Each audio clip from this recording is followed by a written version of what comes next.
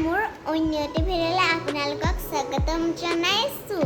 আজিৰ ভিডিঅ'টো হৈছে মায়ে মানে ৰেচিপি বনোৱা আগবঢ়াইছোঁ মানে মায়ে বনোৱা এটি সুন্দৰ ৰেচিপি।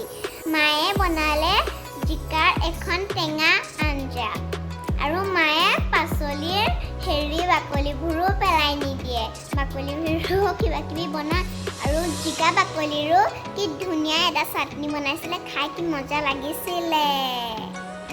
আৰু আপোনালোকে যদি ভিডিঅ'টো চাই ভাল পালে তেনেহ'লে শ্বেয়াৰ কৰি দিব।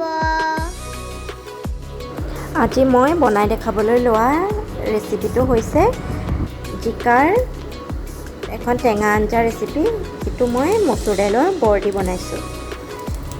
আঞ্জাখন বনাবলৈ প্ৰথমতে মই অলপমান মচুৰ দাইল পানীত তিয়াই লৈছিলোঁ আৰু তিয়াই লৈ মই কেইফোটামান নহৰু আৰু অকণমান নিমখ দি মেলি সেইখিনি পিচি লৈছোঁ মচুৰ দাইলখিনি আৰু তাৰপিছত ভাজিছোঁ।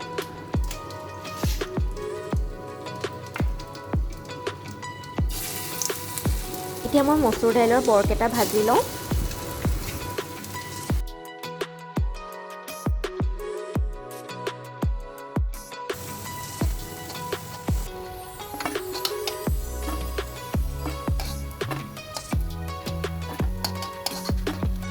হৈ গৈছে মোৰ বৰকেইটা ভজা। এতিয়া মই সেইখিনি তেলতে অলপমান কেইটামান মিঠি গুটি দি তাতে কাটি থোৱা জিকা, বিলাহী আৰু আলু পাচলিকেইটা দি দিম।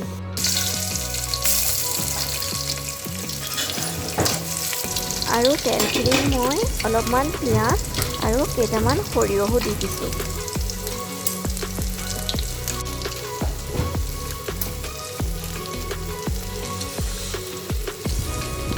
এতিয়া হালধি গুড়ি দিছোঁ।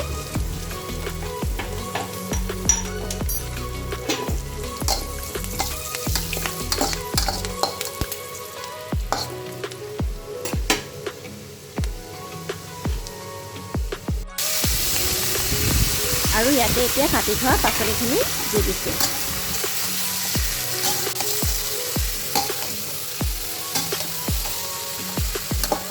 এতিয়া মই কেৰাহীত পাচলিখিনি অলপ সময়হে ভাজিম। তাৰপাছত মই পাচলিখিনি কুকাৰত দি দিম, যাতে আঞ্জাখন সোনকালে হয়।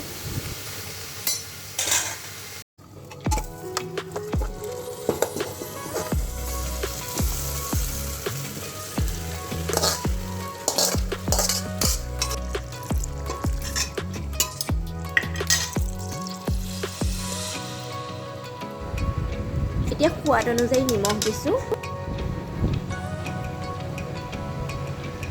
কুকাৰত দি মই পানী দিছোঁ। পানী দি কুকাৰটো 2টা চিটি অহালৈকে গেছত তুলি দিম। 2টা চিটি মৰাৰ পিছত মই কুকাৰৰ পৰা সেইখিনি আকৌ কেৰাহীলৈ কাঢ়ি দি অলপমান উতলাম। যিহেতু গৰমত টেঙা আঞ্জাখন খাইহে ভাল লাগে, এতিয়া মই এটা গোলনেমু কাটি লৈছোঁ আৰু গোলনেমুৰ ৰসটো আঞ্জাত দি দিম।